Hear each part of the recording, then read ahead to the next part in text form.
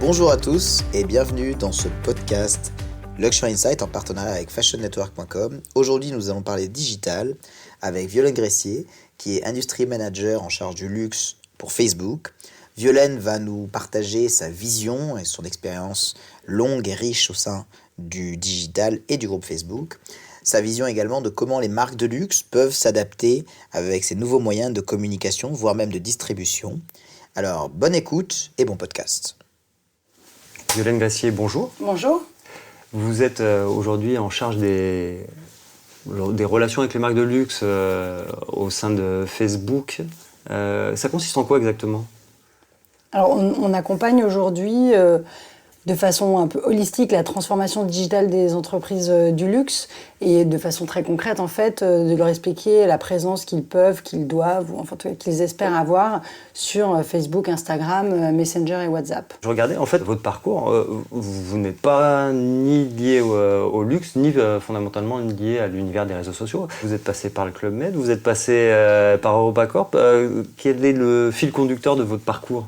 Alors, le fil conducteur, c'est vraiment à la fois du marketing, toujours du marketing avec beaucoup de storytelling, que ce soit au Club Méditerranée où j'ai travaillé sur la marque, évidemment chez EuropaCorp où quand vous travaillez sur des films, vous créez des univers de marque, certes éphémères, mais en tout cas basés sur des produits créatifs, prototypales, comme sont les films. Et j'ai toujours eu une partie de business développement. Et en fait, ces deux aspects-là, marketing et business développement, c'est vraiment ce qui se retrouve aujourd'hui dans mon métier chez Facebook. Vous devez vous adapter.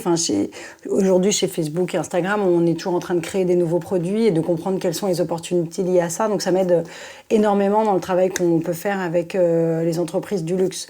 Et après, juste pour clore, pour montrer quand même une certaine cohérence, ce que j'ai appris chez EuropaCorp, c'est vraiment comment essayer de faire du marketing autour vraiment de produits créatifs sur lesquels on ne touchait rien, puisque c'est le réalisateur qui a sa patte et on ne va pas lui dire il faut changer la fin parce qu'elle ne va pas plaire. Ça serait compliqué. Voilà, et donc c'est pour moi à peu près la même chose qui se passe quand vous avez un créateur qui fait une robe dans une grande maison de luxe. Donc c'est comment est-ce qu'on met ça en valeur, mais sans toucher vraiment la part de créativité qui est fondamentale à ce secteur. Concrètement, vous avez des exemples de ce que vous faisiez chez EuropaCorp J'ai un exemple qui est assez emblématique du fait que je me sois retrouvée après chez Facebook, mais j'ai participé à la sortie du film Les Petits Mouchoirs de Guillaume Canet. Ouais. Et en fait, donc moi je m'occupais vraiment du digital, qui c'était l'essor du digital.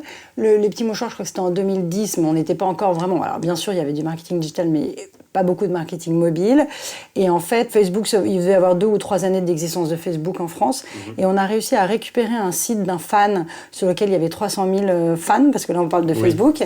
Et donc, on a réussi à le récupérer parce que le site était laissé, la page était laissée à l'abandon. Et on l'a récupéré, on l'a mis entre les mains de Guillaume Canet, qui du coup s'est mis à poster. Lui-même, il avait vraiment compris, parce qu'il est de cette génération, mais il avait compris qu'il fallait qu'il poste des vidéos, du contenu qui crée de la connivence avec ses spectateurs. Et on a eu un marketing extrêmement viral, extrêmement puissant grâce à ça. Donc c'était vraiment comment utiliser à chaque fois les outils qui émergeaient, avec le mobile, avec le digital, et faire réussir ce marketing de bouche à oreille qui fonctionne bien pour le cinéma. Du coup, donner pas mal de lui, donner du fond. Il y a vraiment cette idée de, effectivement, comment est-ce que les réseaux sociaux créent de la connivence, de la proximité, et du coup, c'est pas nécessairement avec les codes de communication classiques ou juste avec le trailer ou le teaser que ça venait. Donc je me souviens de lui en particulier, il faisait du parapente et donc il se filme et il parle à ses fans alors qu'il est sur son parapente. C'est quand même, ce sont des genres de contenus que les gens aiment, et donc ça crée beaucoup d'adhésion.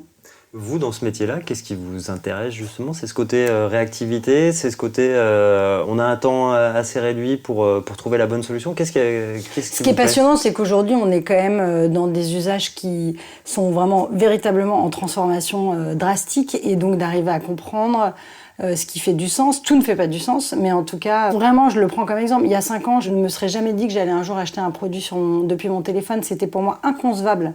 Et je pense que quand on se repenche sur nos consommations d'il y a 5 ou 10 ans, tout ce qu'on fait aujourd'hui nous paraît inconcevable. Et donc, cette capacité qu'on a d'adoption des nouvelles technologies est hyper passionnante. Alors, il y a aussi des gens, il faut faire attention aux excès, évidemment, mais je trouve qu'en tout cas, pour moi, c'est passionnant de participer à cette révolution. révolution, parce que c'en est quand même profondément une. Oui.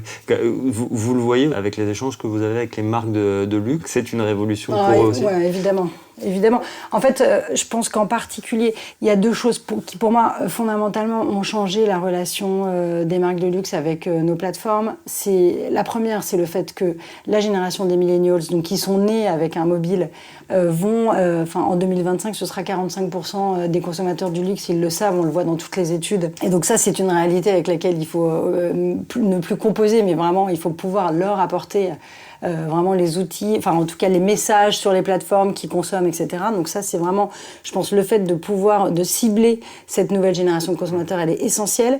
Et l'autre chose, c'est l'omnicanalité, c'est-à-dire, c'est ce que je disais, comme moi-même aujourd'hui, j'achète et je veux pouvoir acheter là où je veux, que ce soit en magasin ou que ce soit sur Internet ou sur mobile. Je pense que ce désir-là, et en particulier les maisons de luxe qui doivent apporter la meilleure expérience possible d'achat, qu'elle soit online ou offline, aujourd'hui, elles sont obligées et elles se posent toute la question de savoir que veut dire omnicanalité pour le consommateur du luxe et comment est-ce qu'il faut être présent.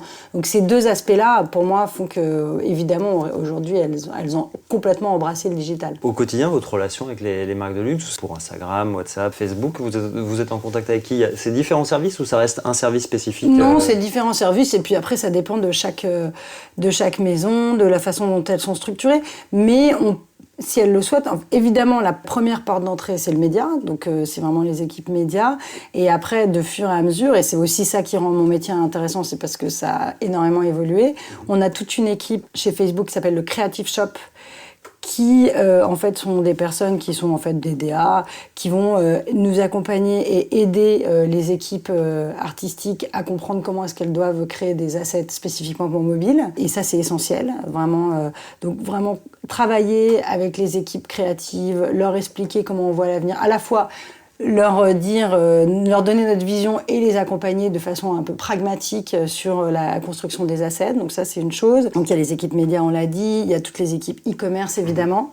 Et ça se développe, mais ça se développe de façon très nette, là, dans les dernières années. Et il y a bien évidemment les directions marketing et les présidents, qui ne nous voient pas tous les 2 jours, mais qui ont quand même besoin aussi de comprendre comment les grands acteurs digitaux envisagent le développement du monde du business, je dirais, de façon globale. Les dirigeants regardent ce qui se passe du côté des plateformes, des réseaux sociaux. C'était pas le cas jusqu'à il y a encore quelques années, peut-être pas l'an dernier, mais il y a 4-5 ans. Ils n'étaient pas encore très connectés à tout cet univers-là. À quel moment ils se sont dit, allez, faut... Je pense que le déclencheur, il est lié à la fois vraiment à ce que je disais, à la vision externe, quand vous regardez les consommateurs jeunes, en particulier en Chine, très connectés, le rôle des influenceurs qui sont de plus en plus des influenceurs de réseaux sociaux, c'est-à-dire il y a toujours eu des ambassadeurs de marques, etc., mais aujourd'hui tout ça a quand même beaucoup basculé sur le digital et en particulier sur nos plateformes, on va dire en particulier sur blog, Instagram. Et là on a migré vers des différentes plateformes. On ne peut pas ne pas voir ça, et je pense qu'il y a aussi le fait que leurs équipes en interne leur disent il faut... Donc en fait, ils développent de plus en plus de contenus qui vont sur ces plateformes, donc il y a tout un écosystème qui se met en place qui devient extrêmement important chez eux. Donc oui, ils s'intéressent beaucoup, que soit, je veux dire, on voit de toute façon la séparation entre la Chine et le reste du monde. Et évidemment, nous ne sommes pas en Chine, mais sur le reste du monde, nous sommes extrêmement présents et ils ont vraiment besoin de comprendre quelles vont être l'évolution des comportements des consommateurs.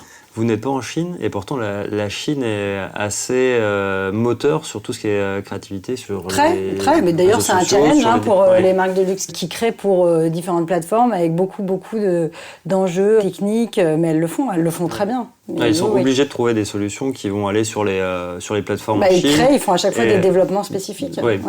Pour vous, pour ce qui se passe en Chine, ils sont obligés d'avoir des investissements spécifiques à chaque fois. Tout à fait. Ce sont de gros investissements aujourd'hui pour les maisons de luxe. Ce sont de gros investissements d'image. De toute façon, les maisons de luxe, elles ont toujours beaucoup investi en image, mais c'est sûr que c'est un travail exigeant et d'ailleurs se posent beaucoup de questions, et c'est normal, sur la fréquence éditoriale. Ce sont des questions récurrentes et non résolues, j'ai envie de dire. Mais oui, aujourd'hui, c'est vraiment une part extrêmement importante des équipes créatives.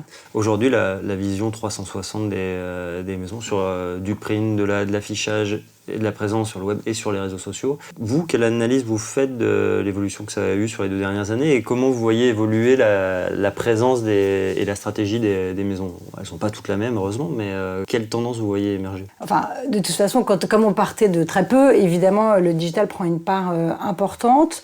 Ceci dit, nous, on croit beaucoup à la complémentarité des différents points de contact.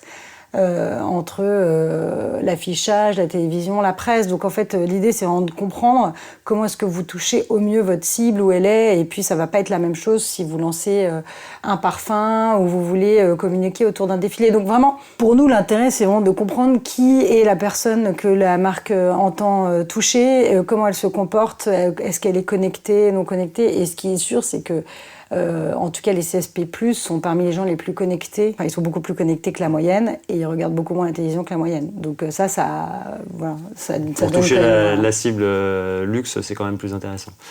Nos plateformes sont en tout cas un des bons moyens de les toucher, c'est évident. Sur la manière dont les marques ont évolué dans l'utilisation des réseaux sociaux. Il y a 2-3 ans, c'était encore assez homogène le type de contenu qu'on pouvait trouver sur les différents réseaux sociaux, se proposer par Facebook et les autres. On avait des contenus qui étaient peut-être assez homogènes.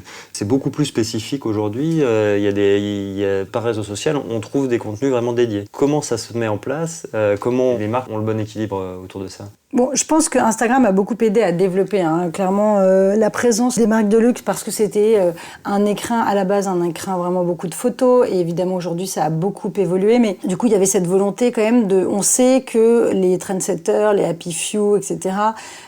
Sont sur Instagram, donc il y a vraiment cette volonté de montrer aussi la créativité des marques, de montrer leurs produits, là où peut-être que sur Facebook on va avoir un discours parfois. Facebook est une plateforme en fait qui connecte vraiment plus une personne avec une autre personne. Quand Instagram, on va être connecté avec ses passions et on est connecté, dans 80% des cas, les gens sont connectés à une personne qui a un business ou une personne qu'ils ne connaissent pas.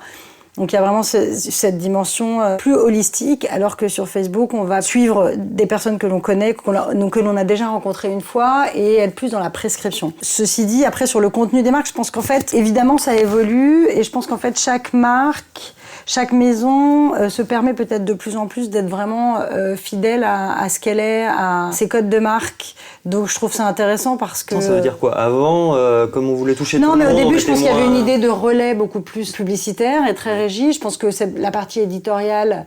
il faut comprendre, déjà parce que c'est un très gros travail, d'abord de l'éditorial plus de la publicité. C'est pas les mêmes contenus, donc comprendre en fait ces contenus éditorial, lifestyle, etc. Qu'est-ce que ça veut dire, sur qui on s'appuie, est-ce que c'est des égéries, est-ce que c'est qu'on va reposter des posts de la communauté, voilà. Et ce que je trouve intéressant, c'est que même dans le luxe aujourd'hui, il y a énormément de solutions différentes et de créativité qu'on voit à l'œuvre. Donc oui, pour moi aujourd'hui, mais c'est aussi lié à une forme de maturité des marques sur les plateformes. Et consommateurs d'images ou de vidéos, oui, qui est de plus en plus en attente de sens, qu'on lui raconte une histoire et pas seulement une publicité. Tout à fait, qui va vite et qui en fait a le pouvoir de s'arrêter ou non avec son pouce. C'est un peu ça, c'est aussi la difficulté de nos plateformes, c'est qu'en fait on ne force pas la vue, donc en fait effectivement c'est chacun qui, en fonction du moment, de sa consommation, de ses désirs, va regarder le contenu qu'on lui propose ou non. Et ce qu'on voit effectivement, c'est qu'il y a, comme c'est sur un téléphone, que le téléphone, il n'y a que nous qui le regardons, il y a vraiment une très grande proximité qui se crée avec cet écran et on a besoin de contenu qui nous engage, de contenu immersif. C'est pour ça que typiquement tout ce qui est en réalité augmentée, les filtres, ça fonctionne très bien parce que les marques de luxe qui ne sont pas nécessairement les marques qui engagent le plus avec leur communauté parce que c'est compliqué en posture de savoir exactement comment bien engager, mais en tout cas quand elle propose un filtre, tout de suite il y a un aspect un peu ludique, un peu connivant qui va vraiment intéresser les Instagrammeurs ou les Facebookers en fonction de la plateforme sur laquelle c'est. En fonction de la plateforme. Sur le développement de contenu, c'est des budgets là aussi de plus en plus importants pour les marques. On voit vraiment des développements de contenu dédiés aux réseaux sociaux qui sont de plus en plus qualitatifs, de plus en plus originaux, de plus en plus techniques ou exploitant des technos. C'est aussi lié, je pense, au fait que, on le voit par exemple avec Gucci, Alessandro Michele, il aime cette plateforme, ça l'intéresse de repérer des Instagrammeurs avec qui il va collaborer, travailler. Donc oui, en fait, aujourd'hui, ça devient un écosystème écosystème de création, co-création. On a envie de s'amuser. Nous, notre objectif à nous, c'est pas nécessairement que ce soit le contenu le plus cher possible, mais en tout cas le plus créatif, le plus engageant, le plus immersif, celui qui a du sens par rapport, que ce soit pour la marque et pour nos utilisateurs. Sur la créativité, le langage des réseaux sociaux est en train d'infuser un peu partout en fait dans la société. Quels sont les codes et vous, en tant qu'organisateur de ces plateformes, quel poids vous pouvez avoir sur ces nouveaux codes qui sont en train de régir la mode, mais pas seulement? En fait, ce qui est difficile, c'est qu'on est une plateforme qui évolue, nous sommes des plateformes, on évolue en permanence en fonction de la façon dont on fonctionne, c'est qu'on crée des produits en fonction de notre compréhension des usages. Typiquement, c'est le cas de Stories qu'on a lancé en août 2016. Comme vous le savez, nous ne sommes pas les premiers à avoir créé ce format de vidéo verticale, immersive et éphémère. Mais on a compris, quand on a vu arriver ce format-là, qu'en fait, c'était pas juste un format en plus, mais que c'était vraiment une nouvelle façon de s'exprimer et de se comporter, et que du coup, ça allait avoir un impact très fort sur la façon dont les gens allaient, le contenu que les personnes allaient poster. Je dis ça pourquoi ? Parce que, c'est un énorme raz-de-marée aujourd'hui, que les stories, on le voit, ont une croissance extrêmement forte, que ce soit sur Instagram, ça c'est extrêmement visible, mais aussi sur nos autres plateformes, parce que comme pour nous, c'est un format vraiment à part entière, vraiment un mode de communication, on le pousse en fait aussi sur Messenger, sur Facebook et sur WhatsApp, où ça s'appelle Status. Il y a 500 millions de stories par jour sur Instagram, et il y en a déjà 450 millions sur WhatsApp, ce qu'on voit pas nécessairement en France, parce que... Ouais, il n'y a pas le même usage et la même antériorité de WhatsApp sur le marché français. Et ça, en fait, ça vous dit qu'il y a 5 ans, quand il n'y avait pas les stories, c'était pas du tout les mêmes codes de communication, puisqu'on était beaucoup plus sur des images. Donc quand je dis ça, ce qui est intéressant, c'est que moi, je ne sais pas en fait quel va être le format révolutionnaire dans 5 ans, mais il se peut très bien qu'il y ait un nouveau format révolutionnaire qui change. Qui émerge et qui recasse les codes. Donc en fait, finalement... C'est pas figé du tout. Non, c'est pas figé. Et c'est le challenge complexe, mais c'est qu'en fait, on est vraiment une entreprise qui regarde tout le temps comment les consommateurs, comment nos utilisateurs se comportent, ce qu'ils aiment, ce qu'ils regardent. Et bien sûr, on voit l'essor de la vidéo, ça c'est quelque chose qui va pas... C'est ce que je vais vous dire, la vidéo, ce qu'on voit aussi sur certaines plateformes asiatiques qui sont en train d'arriver sur les marchés européens ou US, qui apportent aussi des codes, des modes de fonctionnement un peu différents. Voilà, on a l'impression que tous les 3-4 mois, il y a une nouvelle chose qui est en train de rebattre les cartes. C'est sûr. Et franchement, non, mais je veux dire, ce qui est difficile, c'est que justement parce que ça a été vraiment une révolution extrêmement rapide, surtout le mobile, quand on regarde la courbe d'évolution du digital, et la courbe du mobile a assez vite rattrapé celle du digital, donc l'adoption est vraiment forte. Donc on sait qu'il y aura plein de formats vidéo. Nous, on croit, typiquement, l'entreprise, elle investit beaucoup sur la réalité augmentée, la réalité virtuelle, de là à dire à quel stade on en est et à quelle vitesse on va adopter ces nouveaux usages. Ça, c'est un peu compliqué. En tout cas, nous, on croit à ça. En tout cas, les sociétés investissent sur ces et à l'intelligence artificielle. Il y a aussi qui est un axe très fort. Et sur la vidéo, concrètement, les avancées, c'est quoi ? C'est à la fois de l'interactivité commerciale des vidéos. Vers quoi on va ? La vidéo, c'est plus de dire qu'on consomme de plus en plus de vidéos, de moins en moins de posts statiques ou de textes, et du coup, ça. Après, on est sur des plateformes avec une consommation extrêmement rapide et extrêmement fréquente, et donc ça veut dire adapter son storytelling et sa narration à cette façon qu'ont les personnes de consommer. Donc souvent des vidéos plus courtes, avec éventuellement des changements de point de vue, etc. Mais essayer de savoir comment on racontait autrefois une histoire en 45 secondes et comment on la raconte peut-être en 3 fois 5 secondes. Voilà, c'est plus le challenge actuel et sans doute celui-là. Mais ça, c'est assez passionnant parce que à la fois, là, on parle des millennials et on s'adresse aux millennials, mais il y a toute une génération antérieure pour qui les 3 fois 5 secondes, ça va beaucoup trop vite. Comment on construit un équilibre ? C'est pour ça qu'on parle d'un écosystème média global. Ouais. Après, J'ai pas nécessairement entendu beaucoup de gens dire ça va trop vite, parce qu'il y a quand même une fréquence de répétition. En revanche, quand on est challengé sur est-ce que les gens comprennent mon message, ce qu'on voit, c'est les études scientifiques, c'est que plus les personnes sont jeunes et plus elles ont une capacité à absorber et à intégrer et à analyser des images rapidement. Et on le voit aussi sur la vitesse du scroll, c'est-à-dire que plus les personnes sont jeunes, à 20 ans, elles vont beaucoup plus vite pour scroller que les personnes de 40 ou de 60 ans. Déjà, les maisons de luxe, elles n'investissent pas qu'en digital, et deux, il y a aussi une fréquence qui fait qu'à un moment, voilà, on peut regarder. On m'a jamais dit, ça va vraiment beaucoup trop vite. Ceux qui sont inquiets par cette vitesse, c'est plutôt les marques qui veulent s'assurer que leur message, qu'elles arrivent à avoir le même storytelling, mais ça, c'est vraiment des choses qu'on travaille et qu'on mesure. Ça, oui, justement, pour le quantifier, comment vous identifiez qu'un message passe ou passe pas dans le flux? On a plein d'études de mesure qui sont des études de la marque. On peut faire des études aussi sur les ventes.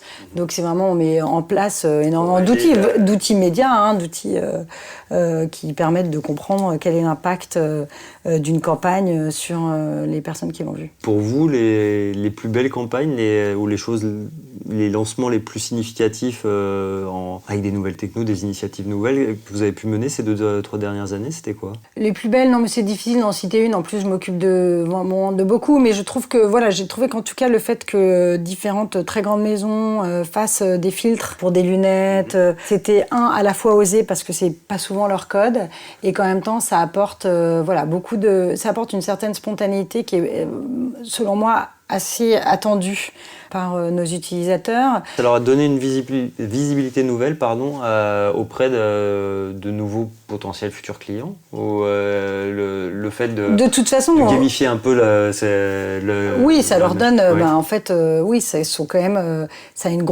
les fils, ça a une grosse portée évidemment. Enfin, ça a à chaque fois des très belles réussites. Donc, en tout cas, ça fait rentrer en connexion avec la marque des personnes qui sont peut-être pas nécessairement immédiatement des acheteurs. Donc ça vient dans des codes plus jeunes. Donc ça, je trouve ça intéressant. Et je trouve aussi intéressant les stories. Parce que ce format éphémère, on peut être un tout petit peu plus relâché. Bon, même si en final, ça reste toujours de très très belles productions. Mais en tout cas, avec un ton parfois un peu décalé, moins tenu. Ça, je pense que ça apporte une nouvelle fraîcheur aussi aux maisons de luxe. Aux maisons de luxe, justement, pour tout ce qui est stories, vous les conseillez aussi sur la manière de faire? Ou eux, ils ont déjà des équipes en interne? De toute façon, ils ont des équipes. Nous, on les conseille, on les aide si elles souhaitent être aidées, mais ça, c'est libre à chacune. Mais en tout cas, on peut partager ce qu'on comprend dans les utilisations, dans aussi les enjeux, justement, pour être sûr que les stories ont un impact, pour bien faire passer les messages de marque. Donc, on peut les aider aussi sur la partie un peu plus technique, les développements quand on fait des filtres en réalité augmentée. Donc ça, c'est libre. Mais en tout cas, on est là pour les aider si elles le souhaitent. J'ai vu récemment des marques qui faisaient des films assez longs, explicatifs, sur Instagram, sur Facebook. C'est quelque chose qui fonctionne aussi? Ou est-ce que justement le côté de scroller fait que non, un film de 25 secondes, 1 minute, ça va pas fonctionner? Alors, il y a fonctionné. Ce qui est sûr, c'est que nous, on pense qu'il y a différents types de consommation et qu'on essaye aussi chez Facebook de pousser davantage une consommation un peu plus longue où vous allez être, on le sait très bien, que quand les gens regardent la télévision, ils regardent aussi nos plateformes, et donc on veut essayer de développer ces usages plus installés sur un canapé avec plus de temps devant soi. Et je pense qu'en fait, ce qu'on voit, c'est que quand les gens sont confrontés à du contenu d'une marque et qui commencent à le regarder, ils vont s'intéresser de plus en plus, et on sait qu'il peut y avoir une potentialité d'aller raconter quelque chose de beaucoup plus long. C'est pour ça qu'on a créé aussi IGTV et Watch dans Facebook. On a 2 destinations pour des formats plus longs, et on essaye d'engager nos utilisateurs à regarder. Alors, il va y en avoir moins que ceux qui vont voir la story de 10 secondes, mais néanmoins, ça permet aussi d'être une façon de relayer du contenu de marque existant. D'avoir des formats différents. Oui, tout à fait. Et là-dessus, les marques, pour l'instant, construisent des formats pour les stories, pour le film, pour la TV? En tout cas, elles s'interrogent vraiment sur quel type de format doit aller où, et donc elles regardent et elles s'interrogent sur ce qui est le plus pertinent. Nous, on ne veut pas nécessairement qu'elles construisent des formats ad hoc à chaque fois. Donc on fait aussi avec les éléments existants. Je voulais vous poser une question d'un point de vue vraiment commercial. Vous aviez lancé des photos sur lesquelles on pouvait créer des liens commerciaux pour un produit. Le shopping. Ça donne quoi? Et finalement, est-ce que sur le luxe, c'est pertinent aujourd'hui? Est-ce qu'il y a beaucoup de marques de luxe qui se tournent vers cette option-là? Alors shopping, en fait, c'est une fonctionnalité sur Instagram qui permet de cliquer sur une vidéo, une photo, et pour en savoir plus sur le produit qui est mis en avant sur la photo et la vidéo. Et ensuite, donc, en fait, on va cliquer une première fois, on va avoir un descriptif du produit, et si vraiment on souhaite passer à l'action, en tout cas, voilà, on est redirigé vers le site de la marque. On a créé ce format-là shopping parce que les usages du mobile évoluent beaucoup, donc les gens sont habitués à pouvoir cliquer, et donc on voyait que les gens cliquaient beaucoup sur des posts. Il y a à peu près 130 millions de personnes qui cliquent sur un post d'une photo, donc on s'est dit qu'il fallait quand même réussir à faire quelque chose. Du coup, on a créé cette expérience-là de shopping, donc qui est après redirigée sur le contenu de marque, qui fonctionne très bien. Récemment, enfin en mars, aux États-Unis, on a lancé la fonction qui s'appelle cette fois Checkout, toujours sur Instagram, où au lieu de sortir d'Instagram pour pouvoir en savoir plus sur le contenu de marque et potentiellement acheter, on permet l'achat en 3 clics. D'accord. Donc en fait, tout ça, ça fait partie vraiment de la maturité d'Instagram. On voit que les gens sont là pour voir ce qui se passe. Je suis fan de beauté, je suis fan de luxe. Je veux voir en fait les nouveautés, je veux voir ce qui se passe. Je veux que les marques m'alimentent. Si jamais je vois un produit qui me plaît, j'ai envie d'en savoir plus. Et du coup, j'ai envie d'en savoir plus. Et si j'ai envie de pouvoir même passer à l'achat tout de suite, en fait, j'ai envie qu'on puisse me permettre cette option. Donc c'est vraiment l'idée de l'inspiration et de continuer cette inspiration jusqu'à l'achat parce que c'est quand même une génération aussi qui est habituée à pouvoir faire de façon beaucoup plus rapide et de façon beaucoup plus simple tout ce qu'elle veut. Et donc on considère que c'est une brique hyper intéressante pour améliorer une expérience shopping, et on le voit comme du shopping à l'opposition de buying, c'est-à-dire que c'est pas du e-commerce pur, c'est vraiment du shopping avec, c'est comme si quand je me balade avenue Montaigne, je vais tout d'un coup voir une vitrine, je vais rentrer à l'intérieur et je vais voir un produit et je vais l'acheter. Alors, c'est vraiment cette même idée. Instagram prend une com sur vente finale. Un pourcentage, tout à fait. Ouais. D'accord. Et sur ce développement-là, il y a d'autres choses chez vous ou ailleurs qui sont développées pour faciliter l'accès. Aujourd'hui, on voit bien, les achats online sont en pleine croissance. Donc oui, en fait, on n'est pas du tout les seuls. Et on est aujourd'hui dans un écosystème digital avec beaucoup de très grosses entreprises qui veulent toutes avoir une part de ce marché. Donc voilà, oui, on voit bien que c'est en plein développement. Et ce à quoi on croit avant tout, c'est vraiment d'éviter de permettre un acte d'achat facile et sans friction. Donc l'idée de rester dans l'écosystème, c'est pour éviter les frictions. En fait, une des très grosses frictions étant déjà de sortir du site, d'attendre qu'un autre site se load. Et le temps de load, en général, fait vraiment partir les utilisateurs. Donc voilà, c'est ce sur quoi on travaille. Ouais. C'est toujours le même enjeu pour les marques, c'est d'éviter de perdre le client potentiel au cours de son parcours. Exactement. Ça, c'est vraiment le gros enjeu de l'online, en fait, en particulier. Ouais. Et du coup, le rôle du site internet, si vous devenez l'intermédiaire sur lequel on se divertit, on s'informe sur la marque et on peut également l'acheter, le rôle du site internet marchand de la marque, il va évoluer aussi ou est-ce que c'est deux canaux différents? Sans doute, c'est difficile comme question. On est sur les prémices là Ouais, on en est vraiment aux prémices. Typiquement, pour l'instant, ce format checkout, c'est un format organique, ce qui veut bien dire que du coup, c'est pas un format d'e-commerce où on va acheter de la publicité pour pousser le produit. On a pour usage de vraiment pas opposer les différents modes de consommation et je les opposerai pas. Ce qui est sûr, c'est qu'en online, on voit aussi il y a une très grosse importance des multimarques. Donc, je pense qu'il faut comprendre quelle est la part de chacun. Évidemment, le storytelling que vous allez trouver ou l'expérience de marque que vous devez trouver sur le site de la marque peut vraiment être différent et beaucoup plus fort. Mais c'est difficile pour moi d'être définitive sur ça. Ouais. Vous disiez, il n'y a pas beaucoup de visibilité à 5 ans. Non. Comment les marques, elles manœuvrent autour de ça parce que faire des investissements lourds sur des technos, avoir des partis pris très tranchés, c'est assez compliqué. Comment elles manœuvrent dans cet environnement-là? Comment vous les sentez comment, ces marques de luxe? C'est le côté extrêmement intéressant de allier digital et univers du luxe parce que vous êtes sur 2 temps qui n'ont rien à voir. Le luxe s'est bâti sur un temps extrêmement long et en disant, enfin, je veux dire, ce sont des entreprises qui ont 100 ans, parfois voire plus, et qui ont su, avec vraiment brio, je pense, avant beaucoup d'autres, enfin avec une exception française là-dessus, mais de construire des marques qui sont extrêmement solides, extrêmement pérennes, et ce, à l'international, enfin, je veux dire, partout dans le monde, avec une image commune. Enfin, ça, c'est vraiment hyper impressionnant. Donc, elles ont cette expertise, elles sont garantes de ça. Ce qui est sûr, c'est qu'aujourd'hui, on est sur un temps du digital où moi, je vous dis, dans notre entreprise, on ne sait effectivement pas ce qui sera, ce que ça va donner dans 5 ans. Mais l'idée, c'est vraiment de travailler ensemble. Et je pense que le cœur, ce qui permet en fait de garder un cap, c'est que veut le consommateur, comment est-ce qu'il raisonne, qu'est-ce qu'il veut trouver. Et voilà, et à la fois, c'est vraiment les personnes qui travaillent dans la marque qui sont les garants de la construction de leur marque, de la pérennité, et je pense qu'ils le font très bien. C'est pour ça que je disais, les marques de luxe ont mis un peu de temps à venir sur les réseaux sociaux, et aujourd'hui, elles font quand même du contenu extrêmement inspirant, extrêmement beau. Enfin, elles ont quand même tout de suite, elles ont compris assez vite les codes, et elles savent très bien s'en sortir.